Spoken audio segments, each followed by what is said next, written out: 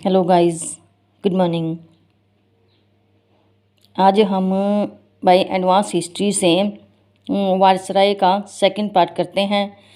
इस वीडियो में मैंने 2-3 वीडियो बनाई हैं इसकी वायसराय की, क्योंकि इनका कंप्लीट कंक्लूज़न निकाला है मैंने। और इसमें सब के एक्ट या जो भी अभियान या जो भी अधिनियम उन्होंने पास किए, अभियान चलाए, उन सब का विवरण इन वीडियो के अंदर है। तो चलिए स्टार्ट करते हैं हमारा बहुत ही महत्वपूर्ण टॉपिक हिस्ट्री का, भारत के वायसराय और इनके इफ़ेक्ट को समझते हैं।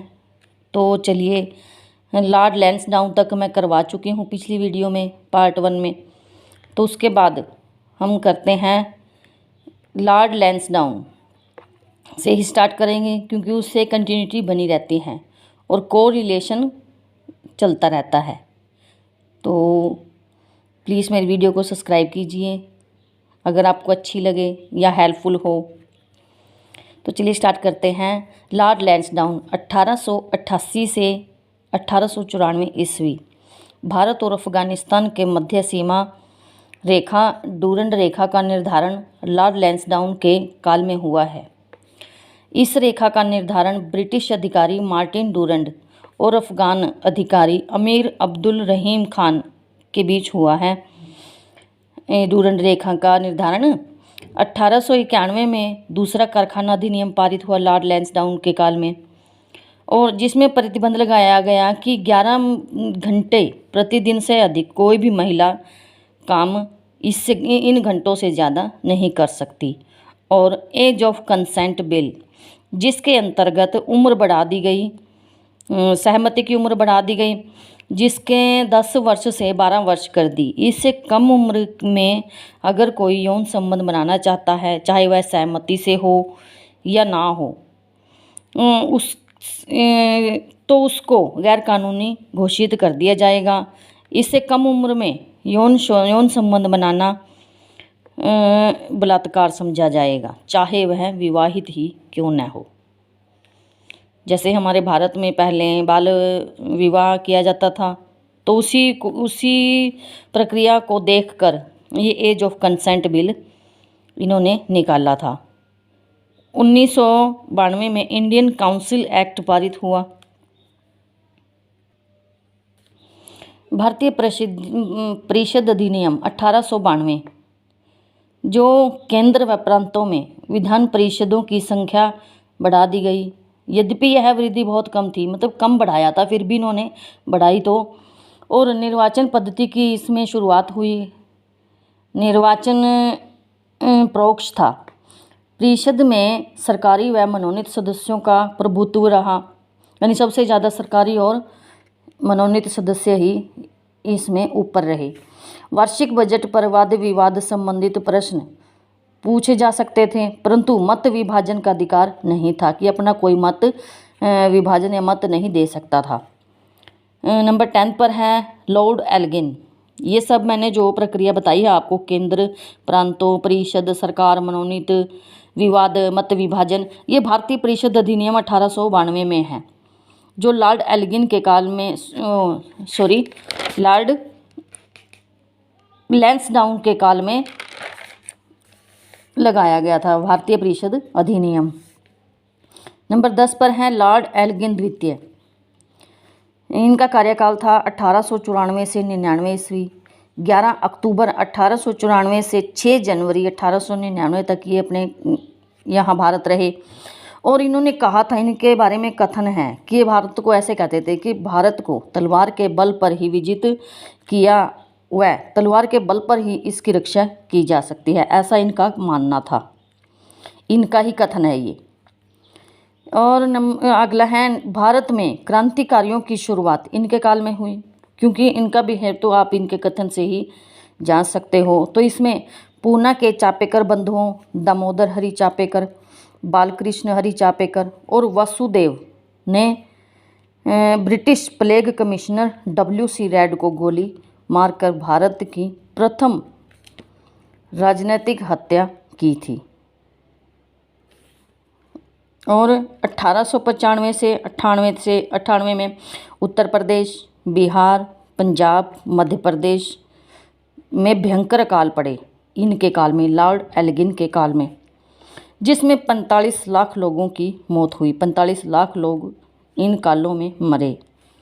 हिंदकुश पर्वत के दक्षिण में चित्राल राज्य का विद्रोह इन्होंने दबाया, लॉर्ड एल्गिन ने। लॉर्ड कर्जन 1899 से 1905 ईस्वी इनका कार्यकाल है। कर्जन ने 1901 ईस्वी में सर कॉलिन स्कॉट मानक्रिक की अध्यक्षता में सिंचाई आयोग बनाया और 1902 में एंड्रयू फ्रेजर नामक एक व्यक्ति ने पुलिस आयोग, सर टॉमस रैले की अध्यक्षता में विश्वविद्यालय आयोग बनाया। सर टॉमस रैले ने, एंड्रयू फ्रेजर ने तो पुलिस आयोग बनाया था और सर टॉमस रैले ने विश्वविद्यालय आयोग बनाया। और 1904 ईस्वी में भारतीय विश्वविद्यालय अधिनियम पास किया गया। सर एंटनी मैकडोनाल्ड की अध्यक्षता में अकाल आयोग सैन्य अधिकारियों के परीक्षण के लिए क्वेटा में एक कॉलेज की स्थापना की, जिसमें कि सेना के जो भी अधिकारी होंगे उनको परीक्षण दिया जाएगा इस कॉलेज में, क्वेटा वाले में। प्राचीन स्मारक परीक्षण अधिनियम भी पास किया इन्होंने, लॉर्ड कर्जन ने।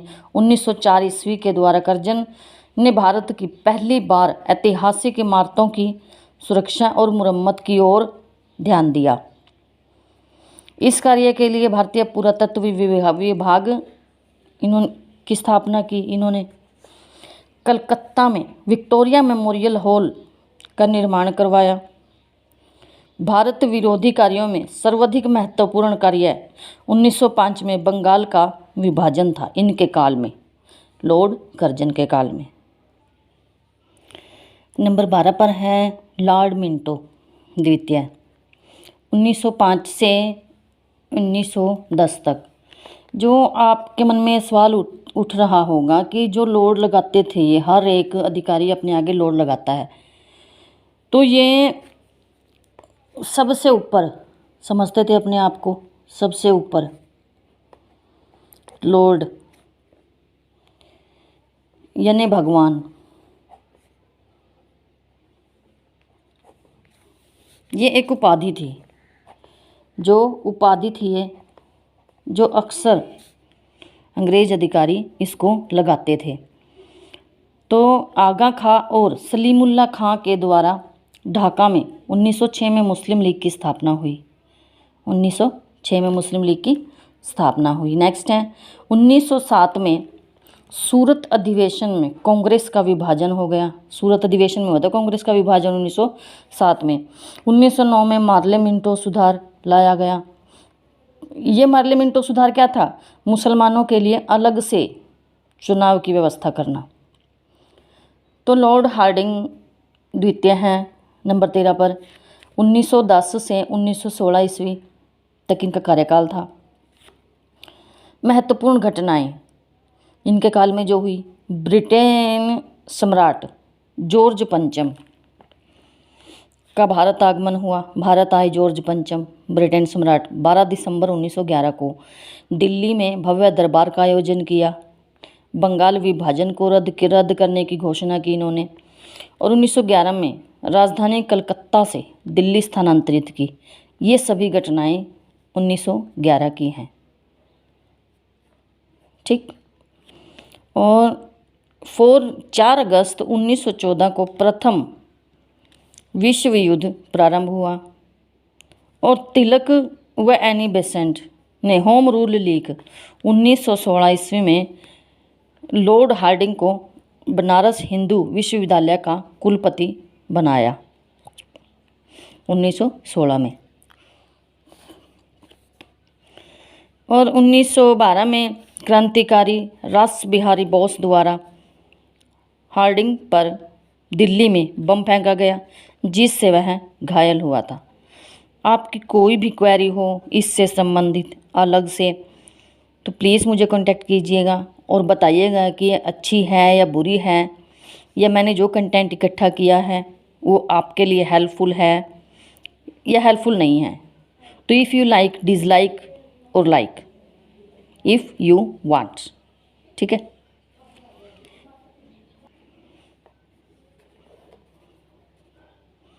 नंबर 14 पर है लॉर्ड चेम्सफोर्ड। 1916 से 1921 ईस्वी तक इनका कार्यकाल था। तो इनके कार्यकाल में, चेम्सफोर्ड के काल में, सबसे मेन बात ये हुई कि रौलट एक्ट पास किया इन्होंने, जो एक बहुत ही काला कानून था, जिसके दम पर 1919 18 मार्च 1919 में राष्ट्रीय आंदोलन को कुचलने के लिए उद्देश्य से ये बनाया गया।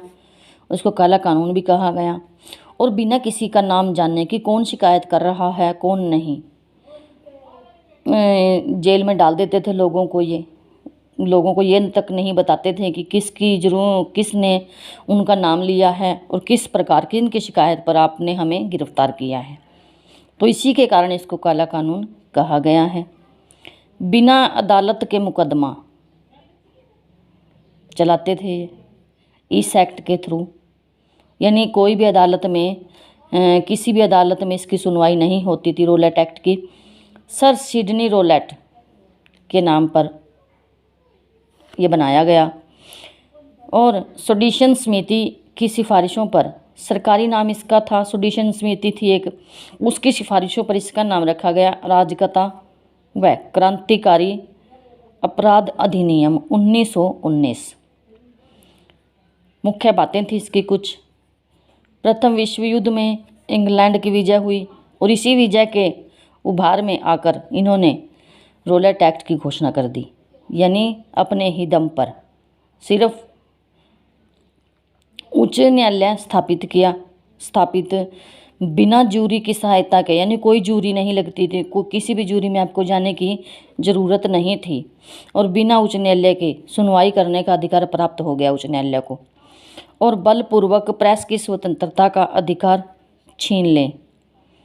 कोई भी किसी से भी, मतलब प्रेस अगर कोई इनकी बदनामी गा रही है या इनके विरोध कोई कार्य कर रही है प्रेस, तो उसकी स्वतंत्रता को ये छीन लेते थे। और कारावास व देश निष्कासित दे दिया जाता, देश से निष्कासित कर दिया जाता था किसी भी इंसान को, चाहे वो कोई हो, नेता हो, आम इंसान हो, आम नागरिक हो या भारतीय तो है ही थे, और भारतीय, किसी भी भारतीय को, ठीक है। तो इस कानून के द्वारा वह चाहती थी कि भारतीय किसी भी राजनीतिक आंदोलन में हिस्सा ना ले। सबसे मेन इनका पॉइंट ये था कि कोई भी ऐसा कानून, कोई भी ऐसा आंदोलन ना करे उनके प्रति भारतीय, और अगर कोई कानून मतलब आंदोलन करता है तो उसको ये प्रक्रिया झेलनी पड़ेगी इनके कानूनों की। परिणाम क्या निकले इसके? जब ये खुद ही इतना मतलब अजीब था रौलट एक्ट, तो इसके परिणाम भी भयंकर ही निकलेंगे। पूरे देश में विद्रोह प्रारंभ हुआ। मदन मोहन मालवीय और मोहम्मद अली केंद्र व्यवस्थापिका के सदस्य की ओर से उन्होंने त्यागपत्र दे दिया। इससे भारतीयों ने काला कानून कहा है। देशव्यापी हड़तालें हुई, जुलूस निकले, प्रदर्शन किए लोगों ने। महात्मा गांधी का सक्रिय योगदान इसके अंदर रहा। चंपारण, खेड़ा, अहमदाबाद में अपनाए गए सत्याग्रह रूपी हथियार का प्रयोग एक बार फिर किया गया। सत्याग्रह सभा का आयोजन बम्बई में, और कसम ली गई कि रौलट एक्ट का विरोध सत्य व अहिंसा से करेंगे। सुधारवादी नेता की ओर से इसका समर्थन दिया गया, जिसमें सुरेंद्र नाथ बनर्जी, तेज बहादुर सप्रू, श्रीनिवास शास्त्री जैसे नेताओं ने अपना योगदान दिया सत्याग्रह आंदोलन में। दिल्ली में हिंसा हुई, जिसमें गांधी जी ने सत्याग्रह को वापस ले लिया और कहा भारत के लोग अभी भी अहिंसा के विषय में दृढ़ रहने के लिए तैयार नहीं हैं, वापस ले लिया था। और 13 अप्रैल सैफुद्दीन किचलू और सत्यपाल की गिरफ्तारी के विरोध में कुछ क्रांतिकारी जलियांवाला बाग में इकट्ठा हुए, और उस वक्त जलियांवाला बाग अमृतसर में वैसाखी का 13 अप्रैल को वैसाखी का त्यौहार मनाने के लिए बहुत से लोग वहाँ गए हुए थे अपने रिश्तेदारों के साथ, और बहुत भीड़ थी उस वक्त उस बाग में, क्योंकि दोपहर का टाइम था। और जो लोग वहाँ मेले में गए हुए थे, मेला लगता है वहाँ बहुत बड़ा, तो उस मेले में वो गए हुए थे, तो उस मेले में तभी जनरल डायर आते हैं और अंधाधुंध गोलियां चलाना स्टार्ट कर देते हैं। जो अमृतसर में तैनात फौजी था, जनरल कमांडर था वो जनरल डायर, और इस गोली से हजारों लाखों लोग मारे जाते हैं। इस भीड़ में महिलाएं व बच्चे भी थे, जिसे जलियांवाला बाग हत्याकांड के नाम से जाना जाता है। और इस बाग में एक ही रास्ता था निकलने का, सिर्फ एक ही रास्ता था, और उसको भी इसने बंद करवा दिया था जनरल डायर ने, कि कोई भी भाग ना सके। ठीक है, तो जिसके कारण ये जलियांवाला बाग हत्याकांड हुआ वो सैफुद्दीन किचलू और सत्यपाल की गिरफ्तारी के लिए क्रांतिकारी इकट्ठा हुए थे, और तभी ये कांड हो जाता है।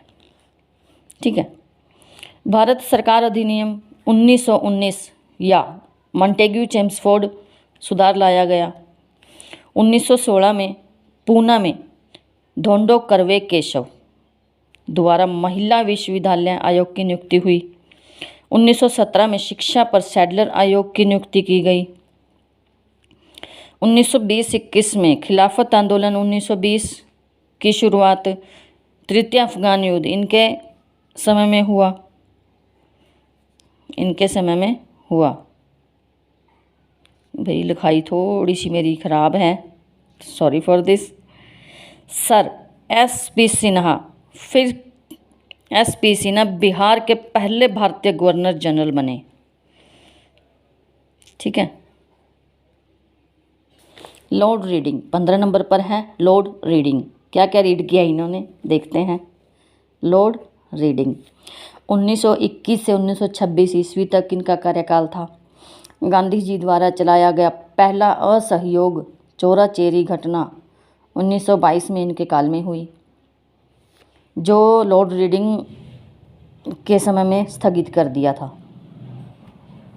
लॉर्ड रीडिंग के काल में प्रिंस ऑफ वेल्स ने नवंबर 1921 में भारत की यात्रा की थी, और दक्षिण पश्चिम विद्रोह, समुद्र तट पर मोपला विद्रोह इनके काल में हुआ। 1922 में विश्व भारती विश्वविद्यालय ने कार्य करना आरंभ किया। 1922 में इनके काल में दिल्ली व यमुनानगर में विश्वविद्यालय, नागपुर में विश्वविद्यालय बने। MN रॉय द्वारा 1921 ईस्वी में भारतीय कम्युनिस्ट पार्टी का गठन हुआ। पहली बार उच्च पदों पर लॉर्ड रीडिंग के काल में बहाली हुई भारतीयों की, तथा यूरोपियों को समानता का दर्जा दिया गया। 1923 ईस्वी में प्रशासनिक सेवाओं में उम्मीदवारों के आधार पर चयन किया गया। दिल्ली और लंदन, प्रशासनिक सेवाओं के लिए दिल्ली और लंदन में एक साथ यानी दिल्ली में भी उसी टाइम होगी और लंदन में भी उसी टाइम होगी, एक साथ प्रतियोगिता परीक्षा के लिए आयोजन की व्यवस्था की लॉर्ड रीडिंग ने। 1904 में अखिल भारतीय साम्यवादी दल का गठन किया। 1925 में ककोरी रेलकांड इनके काल में हुआ, लॉर्ड रीडिंग के काल में। नंबर 16 पर है लॉर्ड इरविन, 1926 से 1931 ईस्वी। 1928 में साइमन कमीशन भारत आया।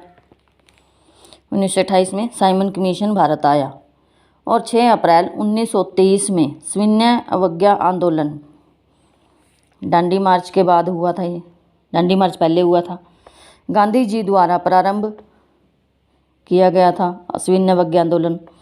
दिल्ली के असेंबली हॉल में बम फेंका गया 1929 में। लाहौर षड्यंत्र एवं जतिन दास ठाकुर की 64 दिन की भूख हड़ताल के बाद जेल में मृत्यु हो जाती है। 1929 की यह घटना थी। असेंबली हॉल में बम फेंका गया, ये भी 1929 की थी।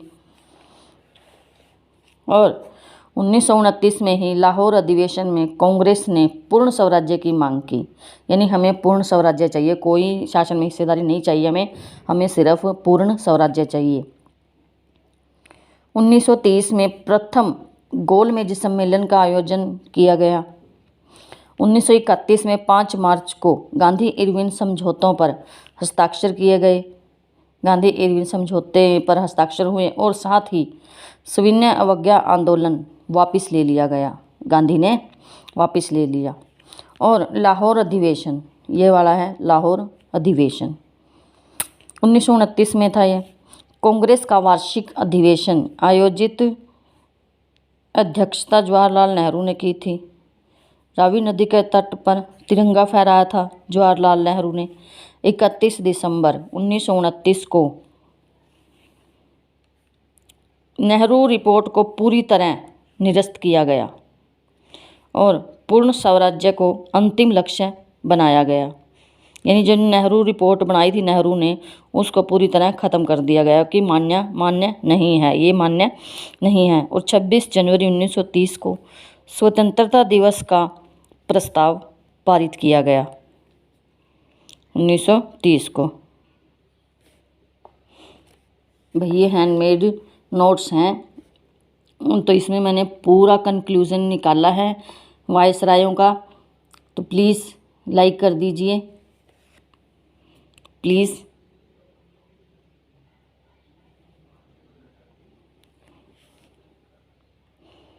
Please like, share and subscribe. Thanks for